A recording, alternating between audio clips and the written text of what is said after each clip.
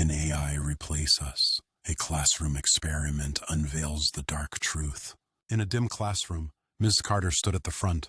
Her students faced her, restless yet curious. One fateful day, she dropped a question that sent shivers down every spine in the room. Can AI actually replace us? I mean, come on, the existential dread was practically palpable. How could such a loaded question not spark endless debates from a class of teenagers, each bursting at the seams with fiery opinions?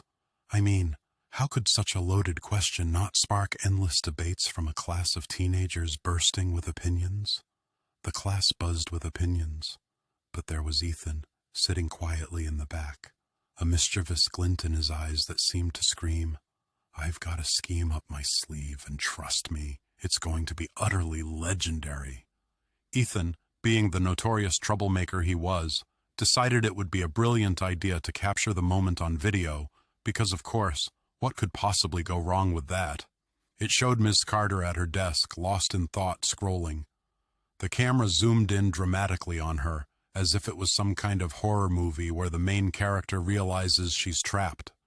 She appeared detached, her eyes flickering with boredom, as if she was trapped in a reality that felt more like an episode of a dull soap opera than a teaching moment. The very next day, he had the audacity to play it, setting the stage for what felt like an impending train wreck, where emotional wreckage was sure to follow, and all eyes were glued to the screen. The class hushed as her image flickered.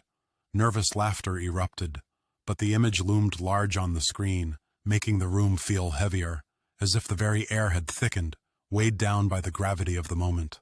Slowly, laughter faded. Ms. Carter's expression became eerily still, as if trapped in a dream. "Look at her," Ethan laughed nervously. "Proof AI can do nothing."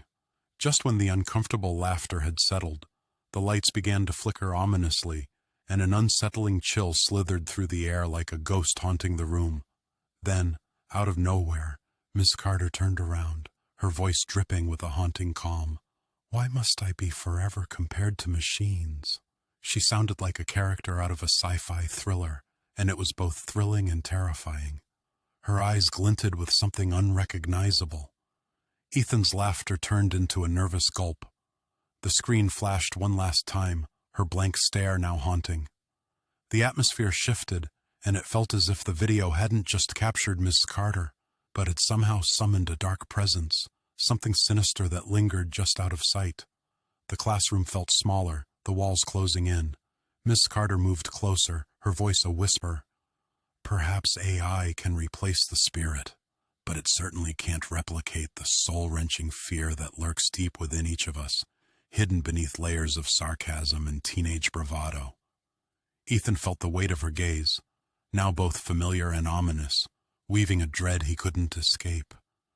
Little did they know, as the tension built to a suffocating peak, that the true horror was only just beginning, lurking in the corners of their minds, ready to leap out and blindside them.